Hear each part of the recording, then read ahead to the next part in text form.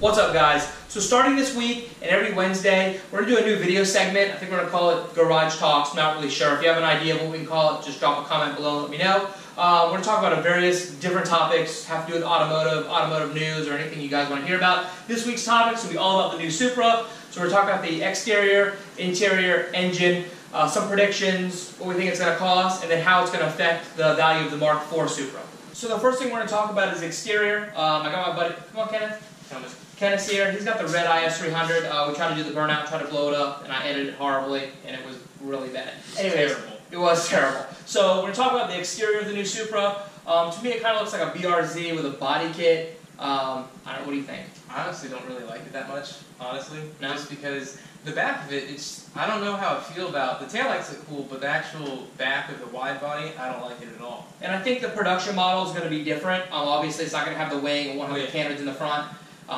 But it looks okay. I'll have to see it like when it's all one color. But I'm going to show you some photos of it now. So this is a rolling shot that Toyota sent out. If you look at the photo, you can see the cannons in the front. You can definitely tell that it's a wide body. If you look at the rear quarter panels, it does have a wing on the back. And those look like some carbon fiber racing mirrors. So I think the production model is going to be much different. I don't think we'll have the wing. We'll probably obviously have some regular mirrors and probably won't have the cannons. Alright, so moving to the back of the car, I definitely like the taillights. I don't care for the single exhaust. I really hope in the production model we don't just get one single exhaust out the back. I also don't like how wide it is.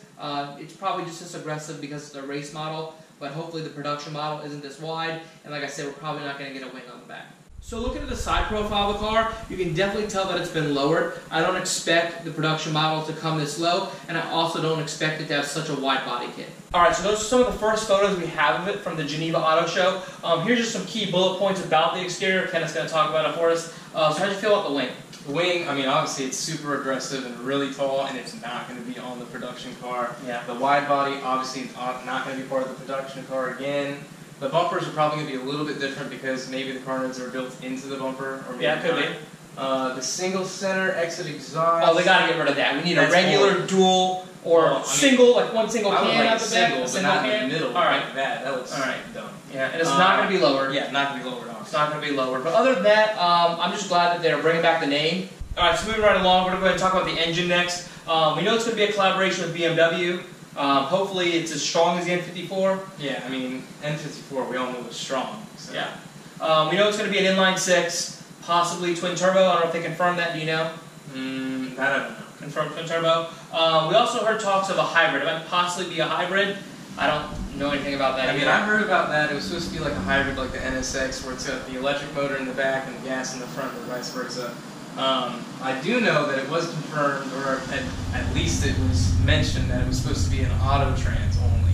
Yeah, that's the one thing that's really like been up in the air, whether it's going to be manual or auto. If it is auto and it's like the GTR, I don't think I'll be upset. I think it's kind of cool. I mean, you can't shift faster than what that thing can, so I don't know. Overall, I just hope it's twin turbo, inline six, and as strong as the N54 or stronger, yeah. Or maybe they'll surprise us, just drop a 2J in it.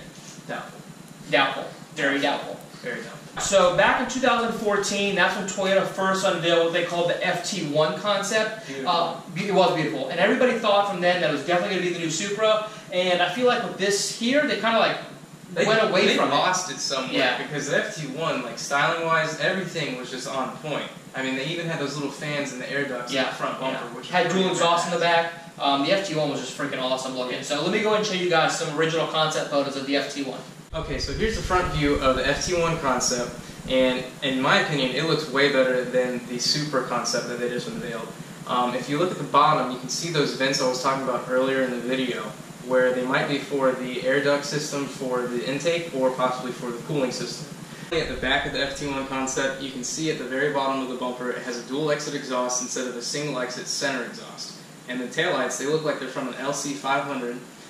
Just all in all, this car looks like it deserves a Toyota badge. Alright, so Kenneth just gave us a little rundown of the FT1 concept. We first saw that back in 2014. That was the first time Toyota came out and said they were going to come out with a new Supra. They didn't use the name Supra, but everybody figured it would eventually be called the Supra. And personally, I thought that looked way better than the concept they just showed us.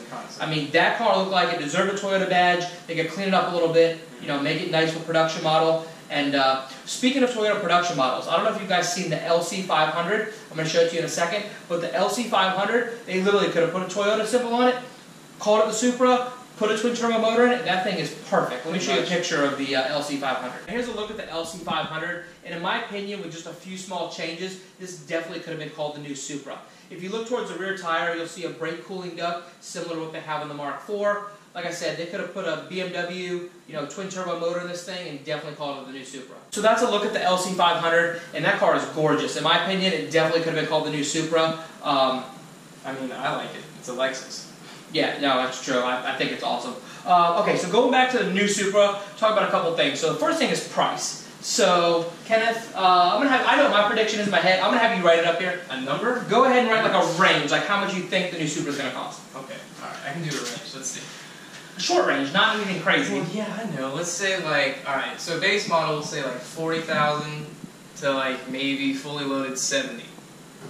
That's kind of fair. Okay, yeah, no, I was definitely in the same range. I was going to say 40 to 60. 40 to 60. Yeah, 40 to 60,000. So next up, we're going to talk about horsepower. So according to Kenneth, there's going to be two different engines. Four-cylinder, maybe, okay. So for the four-cylinder, what's your prediction for horsepower? Well, if it's a four-cylinder, it could be turbo or it could be NA. If it's a turbo, I'm thinking maybe 250, 240. Okay, so you think 250? So you think it's going to be a turbo four-cylinder? It could be. If Possibly. it's an NA, it could possibly be maybe 200. Okay. And for the six-cylinder twin turbo, horsepower prediction? Probably closer to what the original Supra was, which was 380 to?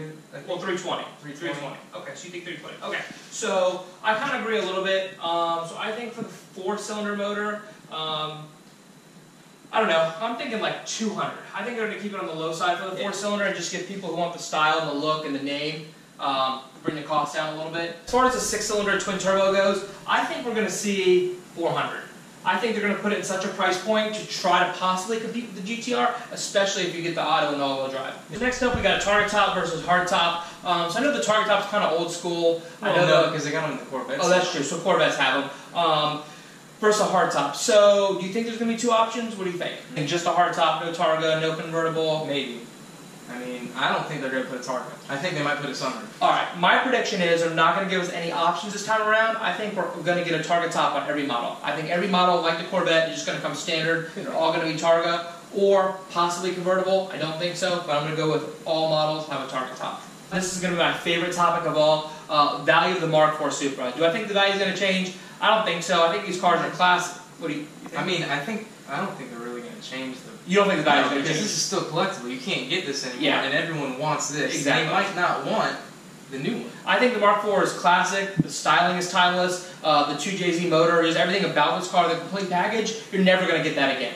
So, if anything, I don't know the value necessarily go up now that you have the name out there, if you're calling something else a Supra. I mean, it's possible. Especially this car debuts, and let's just say that it is a four-cylinder with 250 and it's rear-wheel drive, there's no frills and there's no manual. I think it'll definitely make the value of the Mark IV go up. Oh, yeah. Because then people may say, well, no, it's not, we can't get a Mark IV and it's not the same. It'll never be the same. No, it won't be So, the same. I don't think the value is going to change. You don't think it is either? No, I don't think it'll change the value of the Mark IV. And last but not least, and probably the most important question for Toyota, is will it sell? In my opinion, I think just with the Supra name alone, it's definitely going to sell. What do you think? I mean, it's probably going to be mixed. I mean, you might get some people that are going to be into it and some people that aren't. Yeah, I mean, there's going to be car people and be non-car people, but let's talk about will it sell versus the price. So I think if it starts at 40 grand and you get an auto, the nice dual clutch transmission, and you get a twin turbo motor. So let's say you get it all. Let's just say you get all-wheel drive, auto, twin turbo, 40 grand, is it going to sell? Yes. Absolutely. Absolutely. So I don't think there's any doubt. Yeah. So at 40 grand, let's just say you get a four-cylinder, manual, just base model for 40 grand. You might get fanboys. Fanboys might buy the car. Fanboys are just like the name? Okay. But overall, I think with the name, it's definitely going to sell. So we'll see when the vehicle comes out. Thanks for watching. If you like this video, be sure to drop me a comment below. Let me know what you guys want to talk about next week. We're going to try to do this every week. This was episode 1, all about the new Supra. Hopefully we'll have Kenneth back. Go ahead and follow him on Instagram. It's SIK300, SIK300. He's building his Lexus to like 500-600 horsepower, so it's going to be pretty cool.